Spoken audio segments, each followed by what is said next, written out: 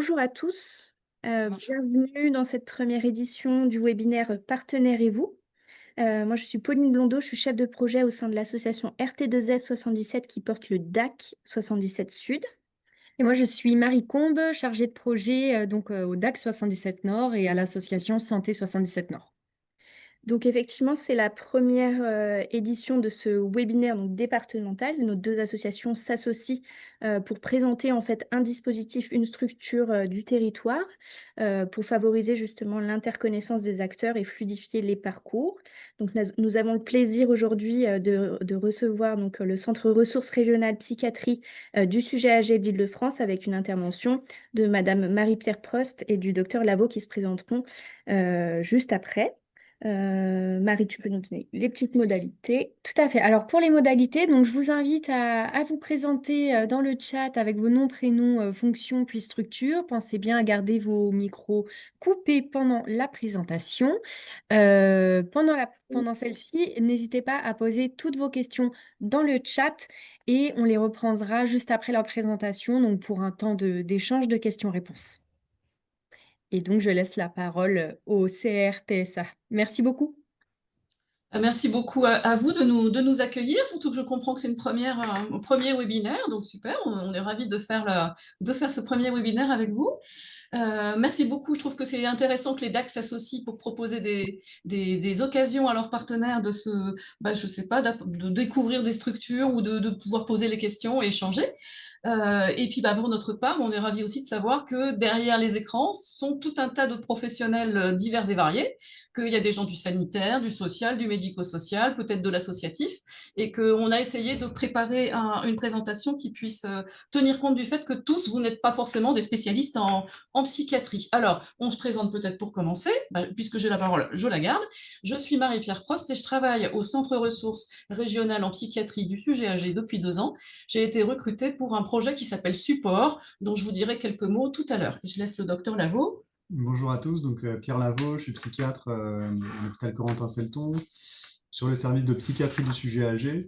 L'un des objectifs de la présentation, c'est aussi de vous présenter l'offre de soins qui est proposée aux personnes âgées sur le service, avec notamment ce centre ressources régionales en psychiatrie du sujet âgé qui va regrouper différentes activités dont on aura l'occasion de parler au cours de cette présentation. Alors justement, la présentation. On va commencer par essayer de cibler un petit peu ce dont on parle. Qu'est-ce que c'est que ça, la psychiatrie du sujet âgé, en quelques mots? De qui parle-t-on? Le public, les personnes concernées. Voir que c'est une offre de soins qui se déroule à plusieurs niveaux. Ensuite, on vous présentera le Centre ressources régionales en psychiatrie du sujet âgé. Et surtout, grande nouveauté pour nous aussi, on va illustrer ça avec un cas concret. Le cas d'un monsieur qui est venu bénéficier d'un bilan au CRR-PSA, que le docteur Lavaux a rencontré d'ailleurs, et on va vous présenter ce qu'a fait le centre pour ce monsieur et comment on a ensuite orienté pour la suite de sa prise en charge. Il n'y a pas que Et le moi, je me permets juste, est-ce que vous pouvez mettre en grand écran, en grand mode écran. Oui. diaporama, Tac. votre présentation, s'il vous plaît? Voilà. C'est Super, mieux. merci beaucoup. OK. Donc, d'autres éléments de l'offre du CRR-PSA, parce qu'il n'y a pas que les bilans qui se font, mais donc on parlera d'hospitalisation, de téléexpertise, d'équipes mobiles et de projets support. Et puis, on n'oublie pas non plus de renforcer le soutien aux aidants. C'est aussi des gens qu'il faut considérer aux côtés des personnes soignées. Alors, pour commencer, la psychiatrie du sujet âgé. C'est Pierre qui va en parler.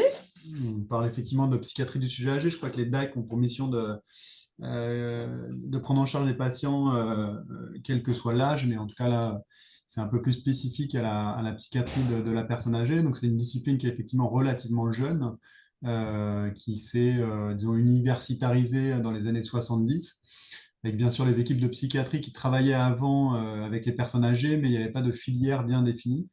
Et depuis les années 70-80, il y a une structuration de l'offre qui est un peu plus importante et qui commence à monter comme ça en importance au cours des dernières années, du fait notamment de la prise en compte par les pouvoirs publics de l'enjeu majeur qui consistait dans le fait de prendre en charge les personnes âgées qui souffraient de maladies mentales, parce que ce sont des personnes, donc du fait de leur âge, qui vont être un peu entravées dans leur possibilité d'accéder aux soins. l'âge qui va générer un cortège de pathologies somatiques, de douleurs, d'isolement, donc qui sont des entraves à l'accès aux soins. Et puis là-dessus se greffe la pathologie mentale, qui va là aussi limiter la possibilité pour les personnes d'être demandeurs de soins. Et donc, l'objectif était de déployer sur le territoire une offre qui soit un peu spécifique à ce type de situation, sachant que la sémiologie psychiatrique de la personne âgée est un peu différente aussi de celle de l'adulte, puisque on a beaucoup de comorbidités, enfin, c'est notamment ça, il y a des comorbidités qui vont générer des tableaux cliniques qui seront différents de ceux qu'on retrouve chez les sujets adultes. On a aussi une iatrogénie avec un nombre de médicaments sur les ordonnances qui vont être très importants. Donc, beaucoup d'éléments qui incitent à spécialiser en fait la prise en charge pour avoir un regard un peu spécifique par rapport à tous ces éléments.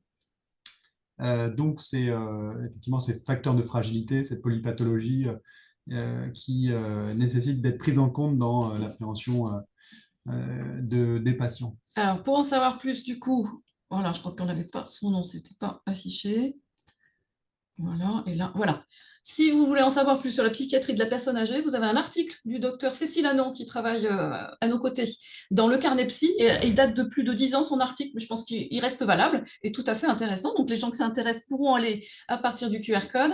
Et il y a surtout 2 champs de compétences qu'il faut bien distinguer, parce que ça, c'est pas toujours évident de bien comprendre la différence entre les deux. On parle de gérontopsychiatrie, de psychogériatrie, et c'est pas la même chose.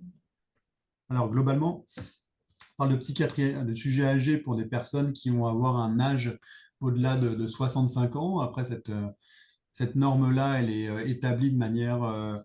elle est variable selon les personnes. On considère qu'il y a effectivement un seuil en dessous duquel on n'intervient pas nécessairement. Maintenant, ce sont des seuils qui sont fixés, mais qui sont faits aussi pour être un peu...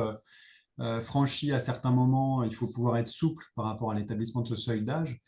Et après, quand on parle de psychiatrie du sujet âgé, on parle soit de personnes qui ont des troubles psychiatriques depuis très longtemps, troubles psychiatriques qui auraient démarré durant l'enfance ou durant l'âge adulte, et qui, avec l'avancée en âge, vont avoir une spécificité dans leur présentation clinique, les traitements et tout ça, qui vont être pris en charge en psychiatrie du sujet âgé. C'est des patients qui ont des troubles psychiatriques depuis longtemps. L'autre type de situation, c'est des patients qui vont être indemnes de troubles psychiatriques et chez lesquels on va voir émerger des symptômes psychiatriques après 65 ans. Et donc là aussi, le psychiatre du sujet âgé va être interpellé pour savoir ce qu'on fait de ces symptômes, comment on les classe et dans quel diagnostic et quelle thérapeutique peuvent être proposés dans ces situations-là, qui seront des situations un peu spécifiques par rapport à ceux des patients dont les pathologies sont beaucoup plus anciennes. Et par ailleurs, on a aussi la prise en compte des patients qui présentent des troubles neurocognitifs majeurs, c'est-à-dire des démences, et qui vont présenter des symptômes psychiatriques dans le cadre de symptômes psychocomportementaux de la démence. Les démences se compliquent de troubles cognitifs, mais aussi de symptômes psychocomportementaux avec des manifestations d'allure psychiatrique. Mais qui ne sont pas toujours, mais qui ne sont pas forcément psychiatriques, en fait. Qui sont plutôt incluses dans l'évolution des troubles neurocognitifs majeurs, donc plutôt d'ordre neurologique. Maintenant, il y a souvent un échange qui est établi entre les psychiatres, les gériatres, éventuellement les neurologues, pour tenter de diagnostiquer au mieux, de traiter au mieux ces situations-là. Ce champ des symptômes qui appartiennent aux symptômes psychocomportementaux appartiennent plutôt à la psychogériatrie. L'autre champ des personnes qui présentent des troubles psychiatriques va être plutôt rangé dans le cadre de la psychiatrie de la personne âgée. Donc effectivement, si on entend gérontopsychiatrie, on entend psychiatrie, c'est un psychiatre, mais qui travaille sur le public personnes âgées. Et si on entend psychogériatrie, psychogériatre, c'est un gériatre qui s'occupe davantage des troubles, de tout ce qui est symptômes psychocomportementaux pour les troubles neurocognitifs. Et ceci dit, tout le monde, tu l'as bien dit, les psychiatres, les gériatres, les neurologues sont amenés à travailler ensemble. C'est quasi obligatoire. C'est un petit peu comme là, aujourd'hui, les DAC avec tous leurs partenaires et tout leur réseau de partenaires. C'est comme ça que ça fonctionne le mieux. Alors, passer peut-être quand même à la suivante, qu'on ne passe pas trop de temps sur chaque diapo. Les personnes concernées, ça je vais vous le faire rapidement parce qu'on a déjà eu l'occasion certainement tous d'y songer. À quel âge devient-on vieux? Drôle de question. Il y a des critères sociétaux, la vie professionnelle qui s'arrête, la carte senior, la place assise qu'on vous laisse dans le bus, même si ça peut être vexant pour certaines personnes, la CNAV, le fait de pouvoir demander une aide personnalisée en autonomie, le fait que chacun voit ça, ça porte aussi, vous demandez à quelqu'un à quel âge on est vieux, et ben en fonction de l'âge qu'on a, on va pas vous répondre la même chose, hein, c'est l'IFOP qui l'a constaté. En moyenne, on va dire 69 ans, on devient vieux, mais les gens de 25 ans vont vous dire, oh, 61 ans, c'est déjà pas mal avancé. Et les gens de 65 ans vont dire, mais non, pas du tout, c'est 77 ans. Il y a des critères physio-biologico-médicaux, bien sûr. La gériatrie va regarder l'espérance de vie à la naissance, va avoir un certain nombre de critères pour évaluer la dépendance de la personne. En psychiatrie, bien, on va regarder le vieillissement cérébral, le vieillissement psychologique, la mortalité prématurée. Et puis, il y a effectivement à côté de tout ça, le sentiment intime et subjectif. Chacun se sent devenir vieux ou pas. Et moi, j'aime beaucoup personnellement la photo de ce vieux monsieur là, qui se voit toujours en jeune homme, et ma foi, pourquoi pas. Au CRR-PSA, la limite, elle est fixée à 65 ans. On prend en charge les personnes âgées, entre guillemets, à partir de 65 ans, avec les différents profils de patients que Pierre a déjà évoqués, les gens qui sont avec un problème psychiatrique d'évolution chronique qui a commencé il y a longtemps déjà, et puis les gens dont le trouble psychiatrique arrive en même temps que la vieillesse, donc après 60-65 ans. Alors, vieux et psy, ça c'est particulier, vieux et psy. Vieux et psy, donc je vais tout afficher. Comme je disais, il y a effectivement une spécificité, donc un intérêt qu'ont trouvé notamment les pouvoirs publics de développer cette activité, parce qu'il y a des situations qui sont très particulières à la personne âgée et une morbimortalité qui est extrêmement importante en lien avec l'émergence de pathologies psychiatriques. Donc, c'est la première cause de morbidité et mortalité précoce après 60 ans. Et effectivement, comme je disais, il y a une double peine pour les personnes âgées parce qu'il y a déjà la vieillesse avec le cortège d'isolement, de iatrogénie, de douleurs physiques éventuellement qui peut être présent. Et en plus, les personnes âgées qui vont avoir une maladie mentale qui se manifeste parfois par une perte d'élan vital, donc une tendance au repli, mais aussi une difficulté à reconnaître soi-même les symptômes, tout ça va entraver complètement, notamment l'accès aux soins. Donc c'est important de réfléchir à ça pour permettre d'offrir des soins les plus adaptés possibles dans ces situations-là. Pour insister un peu sur cette importance qu'ont les troubles psychiatriques dans les pathologies des sujets âgés, on a aussi la question des psychotropes qui est extrêmement importante. De très nombreuses personnes âgées sont sous psychotropes. Et donc, ce sont des molécules qui sont plutôt étudiées chez le sujet jeune. Quand on en donne chez le sujet âgé, il faut avoir des notions un peu de pharmacologie de la personne âgée pour ajuster au mieux les traitements et être le moins possible iatrogène. Sachant que voilà, la iatrogénie est un enjeu majeur de santé publique, puisqu'on a effectivement, du fait de l'augmentation des comorbidités somatiques et psychiatriques quand on vieillit, on va avoir beaucoup plus de médicaments, donc beaucoup plus de risques d'interaction, et donc une nécessité d'avoir un regard un peu spécifique par rapport à ça. Et donc après, il y a beaucoup de pathologies psychiatriques qui sont présentes chez la personne âgée. Là, on cite notamment la dépression. On sait qu'elle est fréquente chez les personnes âgées, qu'elle est à distinguer bien sûr du vieillissement, parce que trop souvent on a tendance à la banaliser comme faisant partie intégrante d'un vieillissement plus ou moins réussi. En fait, c'est une authentique pathologie qui peut être traitée efficacement. Donc, faut-il pouvoir la diagnostiquer. C'est effectivement une situation qui peut toucher énormément de personnes âgées, et aussi en institution, on a beaucoup de personnes en institution qui vont être déprimées. Et donc, c'est souvent sous-diagnostiqué et sous-traité. La conséquence de ça, c'est qu'il y a un taux de suicide chez les personnes âgées qui est extrêmement important, notamment chez les personnes âgées, les hommes seuls notamment.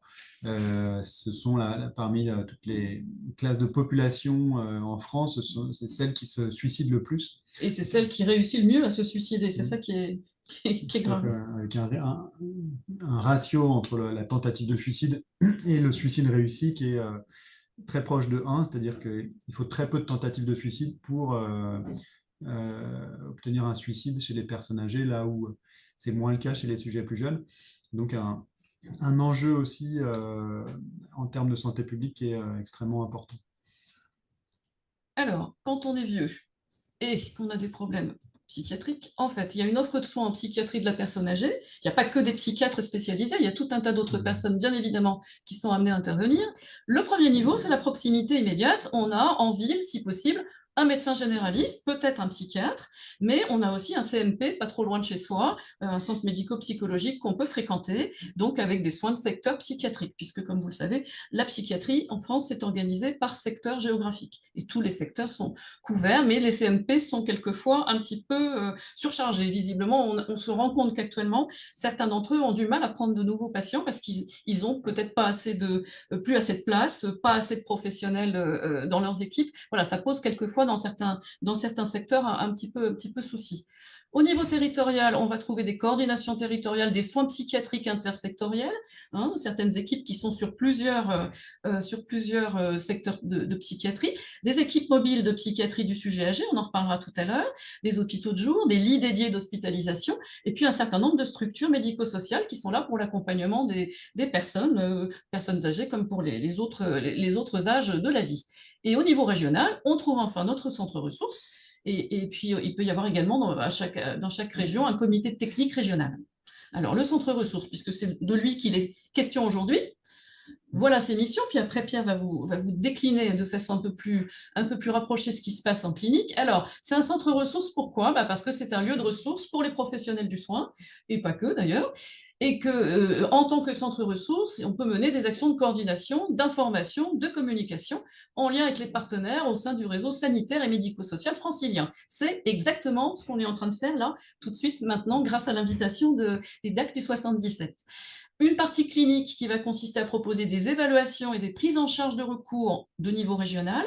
C'est pluridisciplinaire et donc c'est global pour les cas complexes. Un certain nombre de personnes vont être soignées plus près de chez elles, où le diagnostic sera posé plus près de chez elles, mais dans les cas où c'est un peu plus peut-être compliqué et où on manque peut-être un peu d'éclairage sur une situation bien particulière, il y a toujours moyen de se tourner vers le centre ressources, avec des consultations pluriprofessionnelles et une unité d'hospitalisation, plus l'équipe mobile d'évaluation intersectorielle donc, de l'EMSA 92 Sud, et on reparlera donc et de cette équipe et des équipes en Île-de-France. Il y a une partie formation. Le CRRPSA gère par exemple un DU de psychiatrie du sujet âgé. Là, il y en a eu un qui vient de commencer pour cette année, ça a commencé la semaine dernière. Donc chaque année, hop, une nouvelle occasion pour qu'un certain nombre de professionnels viennent se former à la psychiatrie du sujet âgé avec tout un tas d'interventions complémentaires et un examen à la fin. Des formations professionnelles qui peuvent aussi être organisées. On peut être appelé et amené à intervenir lors de formations. Il y a un aspect recherche avec épidémiologie clinique, neurosciences, pratique de soins et un certain nombre d'articles que produisent les médecins de notre centre. Et une réflexion éthique, enfin, sur la qualité des soins, l'amélioration de la qualité des soins et de la prise en charge des personnes, la promotion de la bientraitance.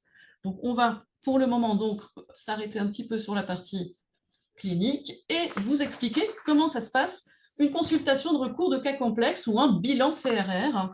Comment ça se passe? Alors, c'est pour les personnes à partir de 65 ans, normal, c'est la limite d'âge que nous avons pour l'ensemble du centre ressources. C'est forcément à la demande d'un médecin, c'est un médecin qui remplit le formulaire. Ça ne veut pas dire qu'un professionnel qui pense que ce serait intéressant qu'une personne bénéficie de ce bilan puisse pas être un petit peu à l'origine de la demande, mais on a besoin absolument qu'un médecin fasse la demande. Pourquoi? Parce que les préconisations qui seront émises à la fin du bilan, il y aura peut-être besoin d'un médecin pour prescrire un certain nombre de choses, ce que ne font pas les médecins du centre ressources. On se contente d'être dans le rôle qui est le nôtre, d'évaluer, de préconiser, et ensuite la personne, elle reprend sa vie avec ses interlocuteurs habituels. Au préalable, il faut avoir les résultats d'une IRM, et également avoir fait un mini mental state examination pour avoir une petite idée. C'est surtout pour vérifier, tu me dis Pierre, surtout pour vérifier qu'en fait on n'a pas affaire à quelqu'un qui aurait plutôt un problème de maladie neurodégénérative débutant très avancé, auquel cas ça sert à rien d'envisager un bilan psychiatrique. La personne, c'est dans un autre domaine qu'il faut aller la prendre en charge.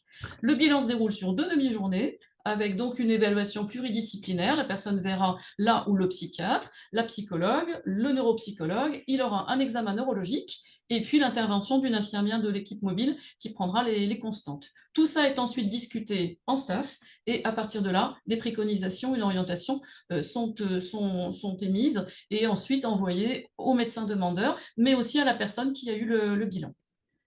Alors, ça sera beaucoup plus parlant avec une vraie situation d'un vrai monsieur. On a donc simplement appelé Monsieur P, bien sûr. Hein. Donc, voici la demande. Monsieur P, donc 70 ans. Donc, encore une fois, là, on est dans le cadre des activités cliniques du Centre ressources régionales qui a été créé en 2016. Donc, c'est le premier centre ressources régionales en France de psychiatrie du sujet âgé. Puis depuis, il y en a 2 autres qui ont été créés dans la région de Nantes, je crois, et Angers. Je me trompe peut-être, mais en tout cas, je crois qu'il y en a 3 en France actuellement.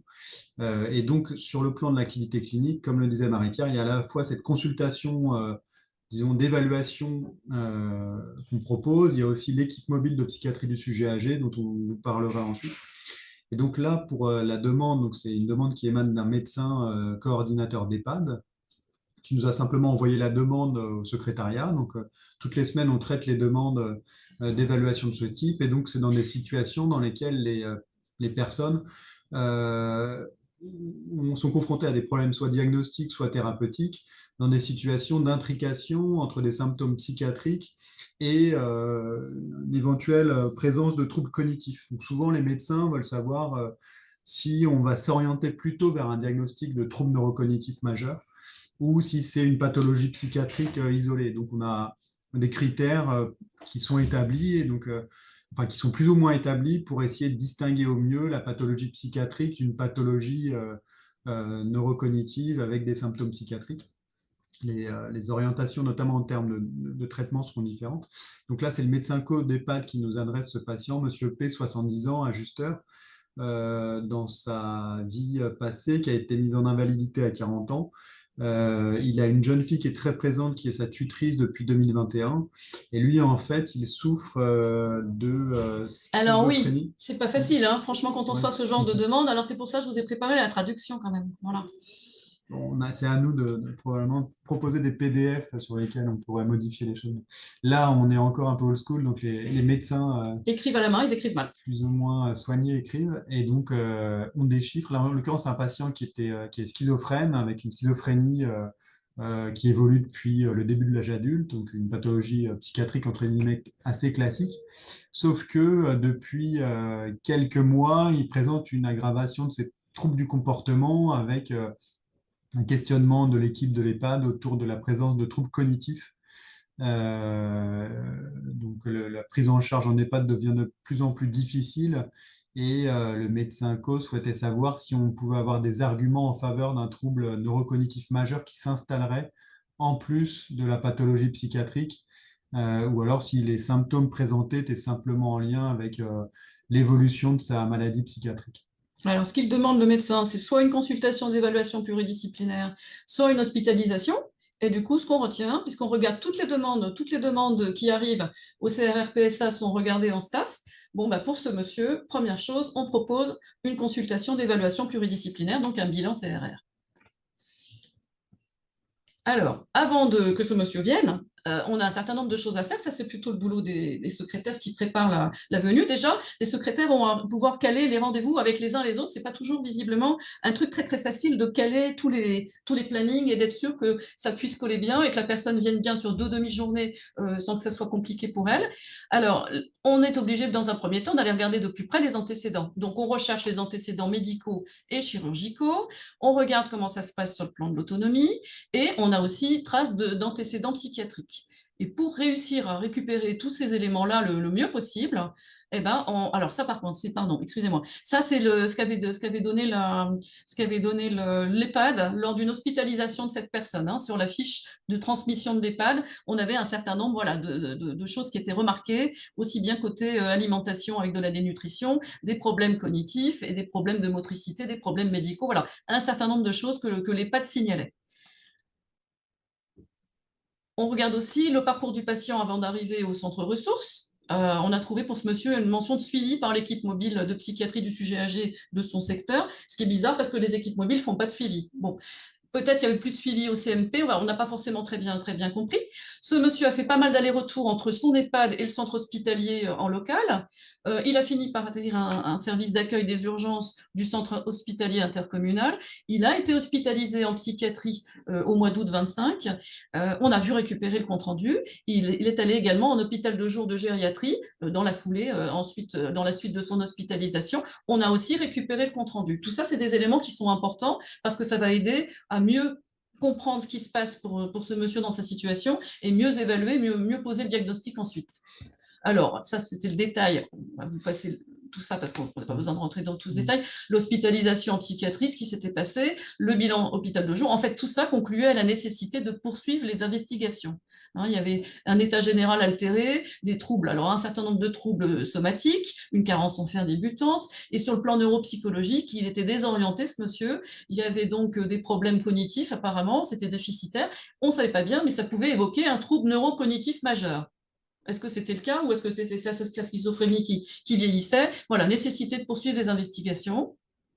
Donc voici notre monsieur P arrivé au CRR pour un entretien avec le docteur Lavaux. Bon, rapidement, là aussi, globalement, c'est un patient schizophrène assez mal équilibré, avec un très mauvais contact visuel, un syndrome délirant qui est chronique, qui est présent au cours de l'entretien, avec des attitudes d'écoute, beaucoup d'hallucinations acoustico-verbales, une très très forte incurie avec un patient qui est calme en entretien, mais dont le contact est vraiment mauvais. Sa fille est présente et elle rapporte que le logement est complètement insalubre, diogénisé, encombré. Le patient peut très régulièrement quitter son établissement pour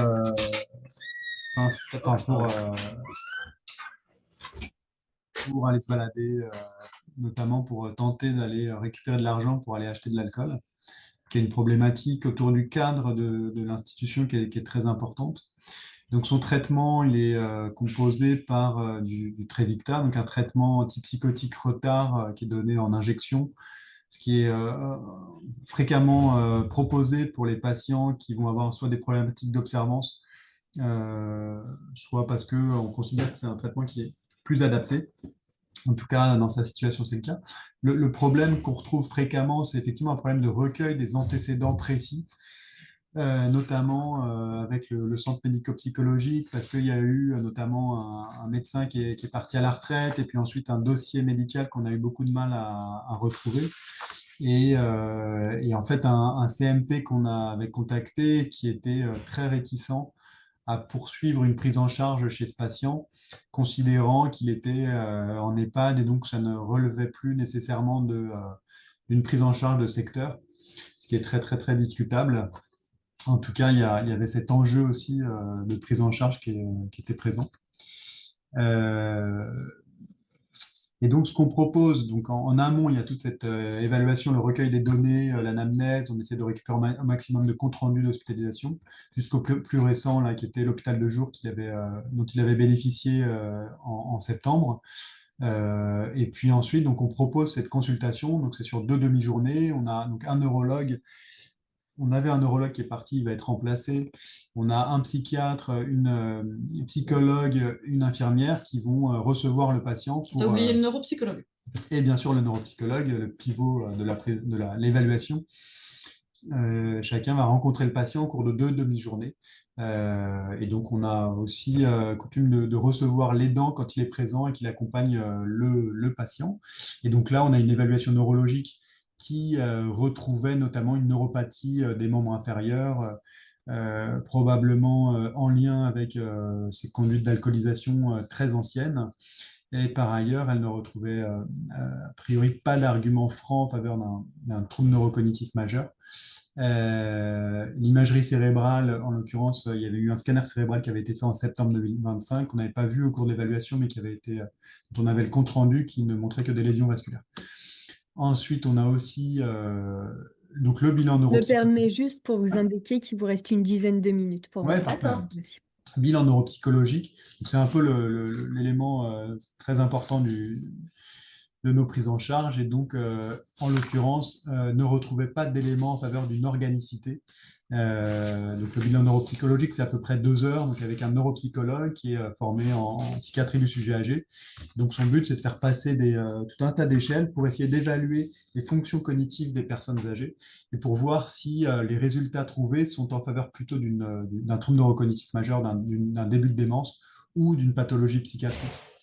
Donc c'est une aide très précieuse pour nous orienter dans le tableau, sachant qu'il faut savoir que les diagnostics comme ça, on n'a pas de diagnostic de certitude, c'est pas des diagnostics lésionnels, on n'a pas une lésion avec quelque chose de qualitatif, mais on essaie de regrouper un certain nombre d'arguments, un faisceau d'arguments, pour nous orienter vers une origine plutôt neurocognitive ou plutôt psychiatrique.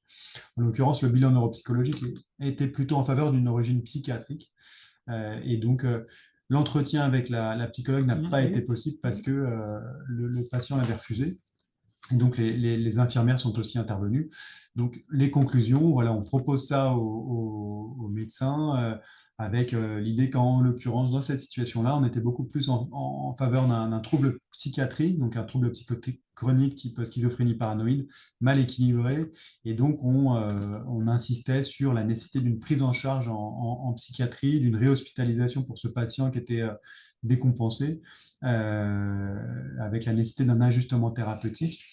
Et donc, on proposait éventuellement, en accord avec et en coordination avec le service de secteur, une hospitalisation en psychiatrie du sujet âgé dans notre hôpital pour instaurer le traitement et évaluer un peu son efficacité.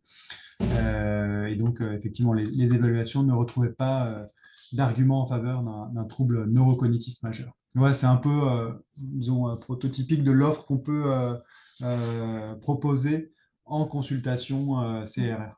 Alors, il y a d'autres aspects de l'offre de soins du CRR-PSA. Par exemple, le médecin co de l'EHPAD qui était demandeur aurait pu bon, effectivement, il avait demandé dès le départ une hospitalisation en psychiatrie du sujet âgé. On a 20 lits de court séjour qui ne sont pas sectorisés, c'est-à-dire qu'ils peuvent être occupés par des personnes de toute l'Île-de-France, âgées de 65 ans au moins, et qui présentent un certain nombre de problématiques d'ordre psychiatrique qui vont permettre d'être, si possible, je sais pas moi, évaluées, ou quelquefois ça peut être aussi pour stabiliser des situations. On a également de la téléexpertise, c'est-à-dire que le médecin co aurait pu faire une demande en ce sens et il aurait pu donc avoir un rendez-vous téléphonique ou en visio avec 2 psychiatres de l'équipe, leur présenter la situation ou une situation qui pose souci, et il peut y avoir moyen d'aider à éclairer un peu, donner peut-être des pistes, dans certains cas aider par exemple un médecin traitant à reprendre un traitement, à arrêter un traitement, à en introduire un autre par exemple, sans avoir besoin que le patient forcément vienne pour une évaluation. Tout dépend du type de situation, du type de problématique, et voilà, et on est ouvert aux demandes des uns et des autres. Et puis l'équipe mobile de psychiatrie du sujet âgé, le CRR-PSA gère l'équipe qui intervient sur le 92 Sud, et elle fédère l'ensemble des équipes mobiles d'Île-de-France. Je vais juste vous dire un tout petit mot sur les équipes mobiles quand même. Voilà. Et le projet support, alors en 2 mots, le projet support, c'est donc un projet qui consiste à monter un certain nombre d'outils qui puissent être utiles aux personnes, aux familles, aux professionnels, je pense beaucoup aux professionnels notamment, pour qu'il y ait moyen de s'orienter rapidement vers l'offre la plus adaptée à telle ou telle situation, côté psychiatrie, parce qu'on n'est pas toujours tout à fait au courant de ce qui existe et de ce qu'on pourrait, vers qui on pourrait se tourner quand on est face à une personne qui a des troubles psychiatriques, et on est là pour essayer de faire gagner du temps aux uns et aux autres. Donc, ça va être des outils peut-être à mettre à disposition sur notre site.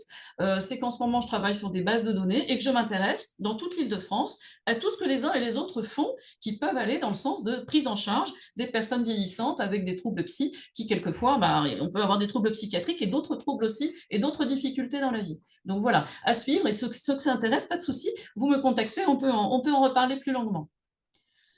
Alors, du côté des équipes mobiles, le CRR-PSA avait été chargé en 2022 de faire un état des lieux. À l'époque, il y avait 25 équipes mobiles dans toute l'Île-de-France. Maintenant, il y en a 27 et il y en a d'autres à venir dans les années qui viennent. Vous pourrez lire le détail des diapos et aller regarder de plus près si vous voulez, par exemple, le référentiel régional. Ces équipes, elles interviennent pas en urgence et elles interviennent pour aller évaluer une personne sur son lieu de vie, que ce soit à domicile ou en EHPAD, à la demande, là encore, d'un médecin, besoin. Et ce n'est pas pour ensuite assurer le suivi de la personne, ça va être pour évaluer, préconiser un certain nombre de choses et aider à l'orientation, aider éventuellement à ce que la personne peut-être retrouve une prise en charge en CMP, par exemple. Alors, comment est-ce qu'on trouve les définitions et les objectifs des EMSA, favoriser l'accès aux soins? Oui. Dans notre situation, on est effectivement sur une équipe mobile qui va intervenir sur une quinzaine de communes sur 4 secteurs de psychiatrie différents. Et donc,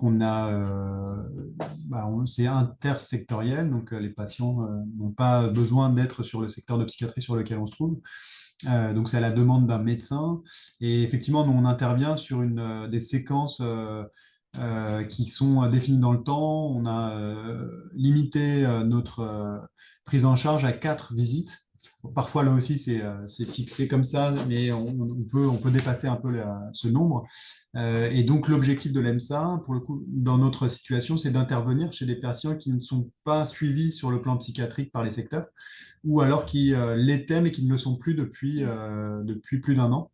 Et l'idée, c'est, comme on le disait, il y a des entraves aux soins sur ces personnes âgées, donc c'est aller au domicile des personnes pour établir des diagnostics et orienter au mieux vers les filières les plus adaptées. Et voilà, on a essayé aussi de rencontrer tous les secteurs de notre territoire pour essayer de voir si on pouvait les associer dans nos évaluations quand on allait intervenir sur leur secteur. Et donc, voilà, on fait de l'orientation. Et puis on est en lien aussi avec tous les EHPAD du territoire. Oui, tout à fait. Oui. Mais après, en tant que CRR PSA, on peut être en lien avec tous les EHPAD d'Île-de-France aussi. C'est pas... Là, c'est la partie équipe mobile. Alors, parmi les outils des équipes mobiles, vous trouverez sur notre site le Vademecum. C'est le guide du soignant en équipe mobile de psychiatrie du sujet âgé. Mais ceci dit, c'est tout à fait accessible sur notre site. Donc, même des gens qui ne font pas partie d'équipe mobile de psychiatrie du sujet âgé peuvent peut-être y trouver des outils, des échelles d'évaluation, un certain nombre de données qui peut-être les intéresseront.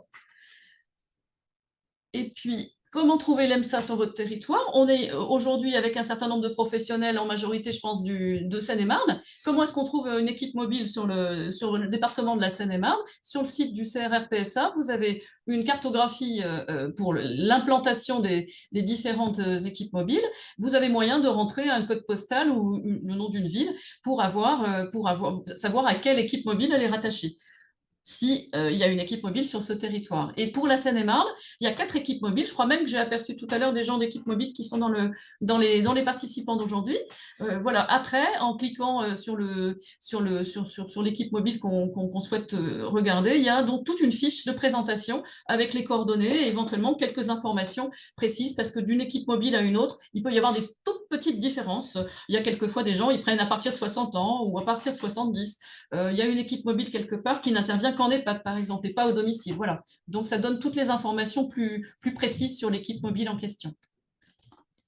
Alors, on pense aussi à renforcer le soutien aux aidants, que ce soit côté équipe mobile, que ce soit CRR, PSA, bilan. Les aidants ont une vie souvent un petit peu bouleversée par les problèmes de leurs proches avec des problèmes psychiatriques. On le sait, pas seulement dans ce cas de figure, mais les aidants ont tendance à délaisser leur propre santé, à avoir un risque, par exemple, de cancer ou un risque cardiovasculaire qui a augmenté. Mais il faut savoir que les aidants, ils ont un risque de dépression multiplié par 3, par exemple, et qu'ils ont éventuellement beaucoup de stress, par exemple, avant que la personne aidée puisse entrer en institution, mais que ça perdure après, parce qu'après, on va avoir plutôt de la culpabilisation, d'avoir l'impression d'avoir un petit peu lâché son proche ou de s'en être un peu débarrassé en le mettant dans une institution, ou de rivalité avec l'institution en question. Les EHPAD connaissent ça. Quelquefois, les familles qui ne sont pas d'accord avec la façon de faire, c'est pas toujours quelque chose de facile. Donc, il faut aussi songer aux aidants. Et pour les aidants, on a plusieurs pistes qui ne sont pas exhaustives. On a par exemple des liens avec S'entraider, qui est la plateforme pour les aidants sur toute l'Île-de-France et qui, par département, a une boîte à outils avec un certain nombre d'adresses utiles, les plateformes d'aide et de répit aux aidants, un certain nombre d'autres structures ou d'autres initiatives en local. Ma boussole aidant, qu'il faut également signaler parce qu'il y a beaucoup d'informations utiles également. Et on n'oublie pas, puisqu'on est dans le domaine de la psychiatrie, de parler de l'Union nationale des familles et des amis des personnes malades et et ou handicapés psychiques, l'UNAFAM, puisque l'UNAFAM a des délégations par département et que donc l'UNAFAM 77 sur son site va proposer un certain nombre d'occasions pour les uns et les autres d'être un peu aidés ou de se rencontrer ou de rencontrer des gens qui vivent un peu les mêmes choses, histoire de partager un peu le fardeau, quoi, et de se sentir un petit peu soutenu. Voilà, on a un peu accéléré, hein, vous pourrez reprendre et regarder de plus près ce qu'on vous avait préparé, mais c'est vrai que c'était un petit peu long peut-être. Merci beaucoup, c'était parfait. N'hésitez pas s'il y a des questions dans le chat. Eh ben, il y en a une qui vient d'arriver. Donc un petit souci de micro. Avons-nous la possibilité de faire appel à vous pour une situation dans le nord de la Seine-et-Marne, en sachant que l'équipe mobile de l'hôpital de Meaux n'intervient pas pour les personnes à la rue ou en grande précarité? Alors, a priori, il y a des équipes mobiles pour les personnes en grande précarité qui ne sont pas les équipes mobiles de psychiatrie, qui sont les équipes mobiles précarité. Donc, c'est peut-être de ce côté qu'il faut plutôt chercher un interlocuteur. Typiquement, moi, en tant que, comment dire, dans le cadre du projet support, si quelqu'un vient vers moi avec ce type de demande, je vais essayer d'aller trouver qui intervient sur son territoire côté précarité pour pouvoir l'orienter, les mettre en relation plutôt. Oui, et en effet, sur le nord de la Seine-et-Marne, en tout cas, il y a j'ai pas envie de dire de bêtises, excusez-moi, au moins une équipe mobile de psychiatrie précarité, en effet, et une au sud également. Après, c'est sacrément bien toutes ces équipes mobiles parce que c'est vrai que ça va au-devant des personnes. Il y a tout un tas de gens. Si on n'allait pas jusqu'à eux parce qu'on nous a signalé une difficulté, ces gens-là ne demanderaient rien, hein, et commencent même quelquefois par pas être d'accord ou pas trop vouloir qu'on leur rende visite. Il faut y aller tout doucement, tranquillement. Bah, ça, beaucoup de gens le savent parmi vous, hein, je ne sais pas que ce soit les gens des DAC qui vont évaluer quelqu'un à son domicile.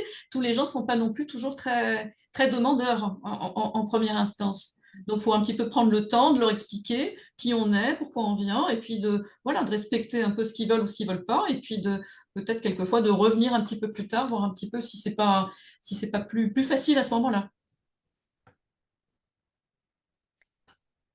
Alors, plutôt un autre commentaire. Donc, sur notre EHPAD dans le 77, nous n'avons pas de MPSA. Alors, c'est vrai que toute la Seine-et-Marne n'est pas encore fournie d'équipe mobile. Donc, c'est un vrai sujet, hein, mais Alors ça va venir, hein, parce que régulièrement, l'ARS Île-de-France lance un appel à candidature, et allez hop, 2, 3 ou 4 nouvelles équipes se montent. Et on va attendre l'année suivante ou la suivante, et allez, c'est reparti pour un appel à candidature. Le but, hein, l'ARS est vraiment pour. Hein. Il sait que toute l'Île-de-France finisse par être couverte. Donc ça va venir, il faut juste être patient.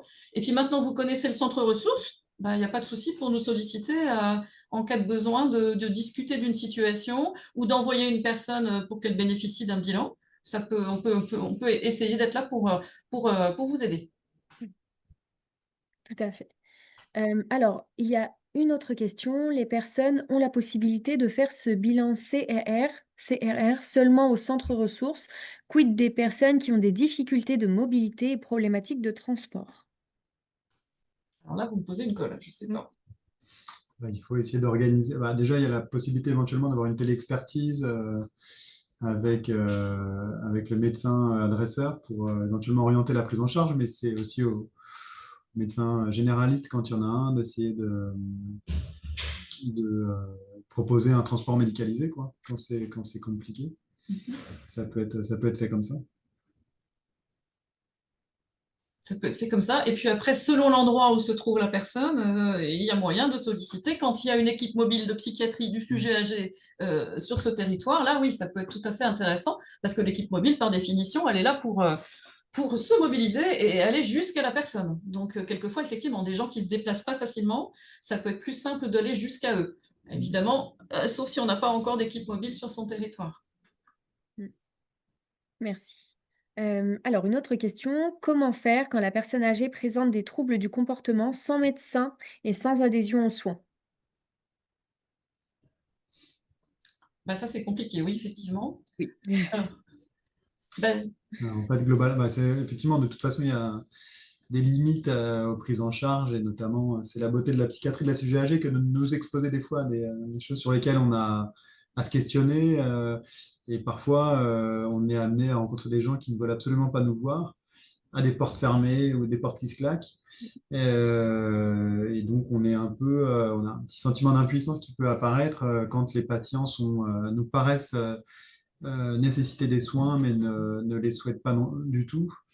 Dans ces cas-là, on ne peut pas intervenir sans l'accord du patient, sauf si ce dernier se met en danger ou met en danger son environnement proche, quoi. Donc, c'est sûr qu'il y a des limites à ce niveau-là. En même temps, il faut se garder aussi d'un excès d'hygiénisme et respecter la liberté des gens. Sauf quand voilà, il y a un danger qui nous apparaît comme relativement imminent, auquel cas bah, on hospitalise sous contrainte des personnes. Mais, euh, mais parfois, on est obligé d'être attentiste. Alors après, moi, on me poserait la question, par exemple, d'une telle situation, je commencerais peut-être, enfin, en fonction de qui me sollicite, je crois que je commencerai par penser au DAC, au DAC du secteur, de l'endroit où réside la personne, en me disant le DAC connaît bien tout son environnement. On se retrouve à finalement une personne qui a des difficultés mais qui n'a pas de médecin traitant. On peut bien dire que c'est quand même une situation complexe hein, et que c'est un parcours de santé qui ne se déroule pas idéalement. Donc je crois que je penserais à solliciter le DAC. Peut-être que le DAC connaît déjà cette personne ou cette situation.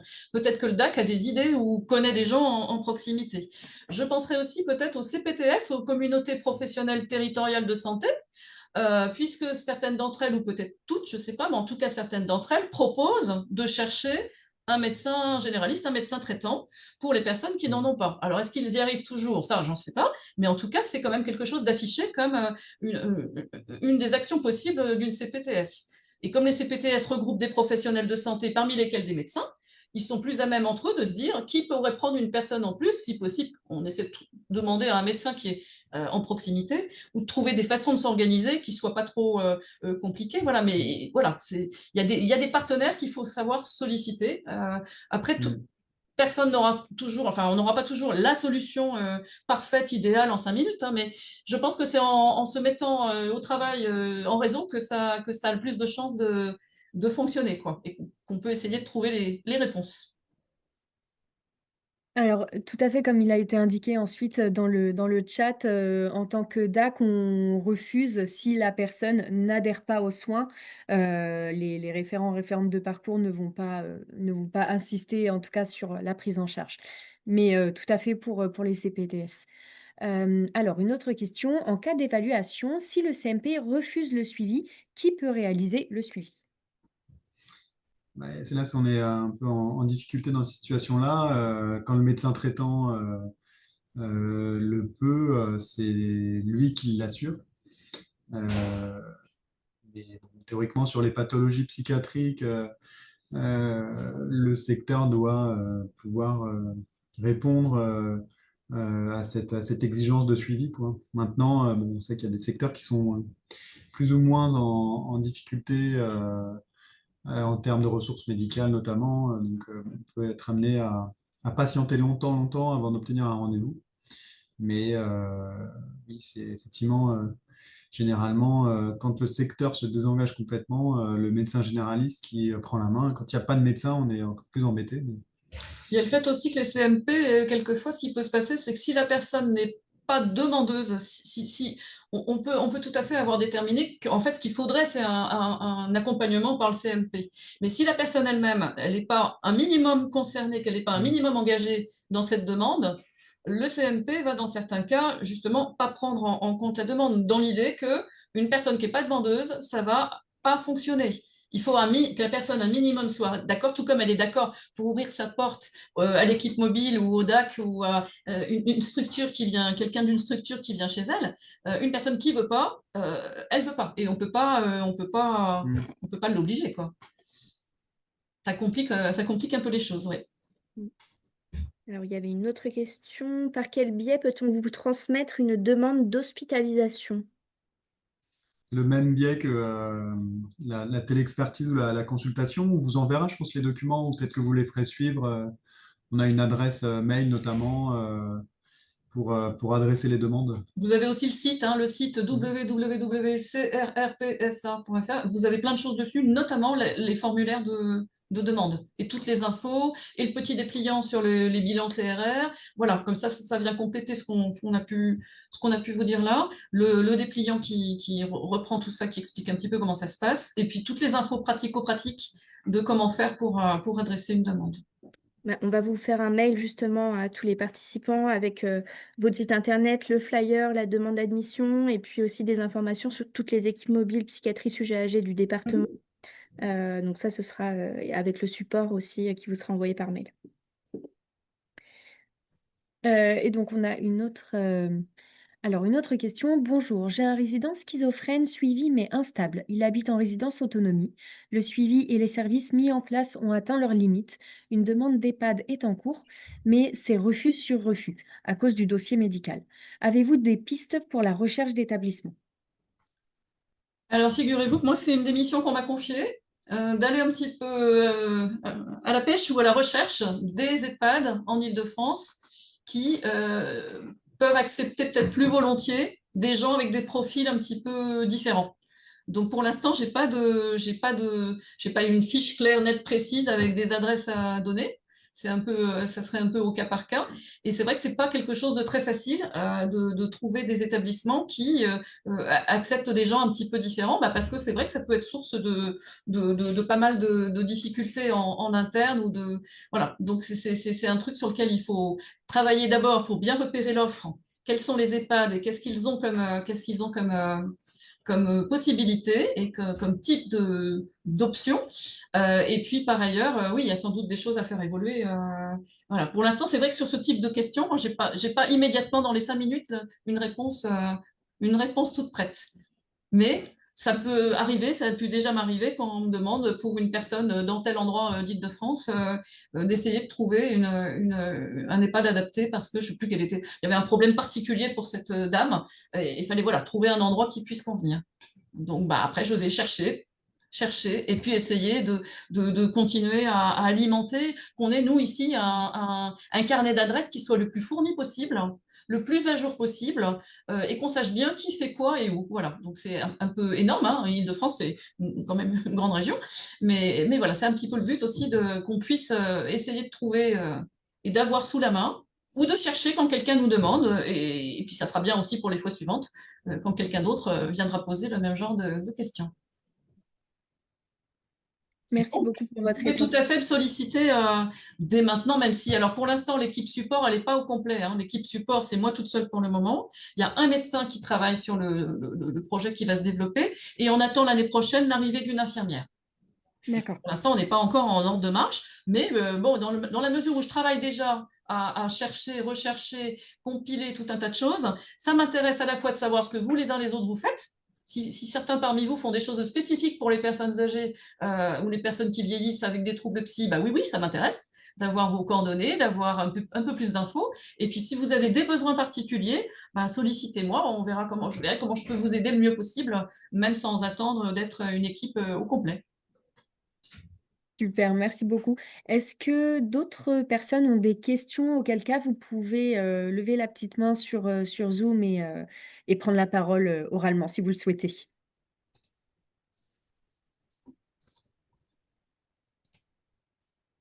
Juste en attendant, s'il y a des dernières questions, il est 56, il nous reste 4 minutes pour les dernières petites questions. On va vous transmettre le lien vers le questionnaire de satisfaction du webinaire. Et nous, donc nos deux associations vont poursuivre cette dynamique de webinaire départemental en 2026. Et on va poursuivre aussi respectivement sur nos territoires. Au nord, ce sera toujours les webinaires partenaires sur le pouce. Et sur le sud, ce sera Rencontrez-vous en tant que webinaire sur le 77 Sud. En tout cas, nous sommes super contentes de ce premier projet Partenaire et vous de webinaire commun avec cette superbe présentation très enrichissante. Encore merci pour votre présentation. On est ravis aussi, hein, Pierre. C'est très clair. Oui. Et bon après-midi à tous.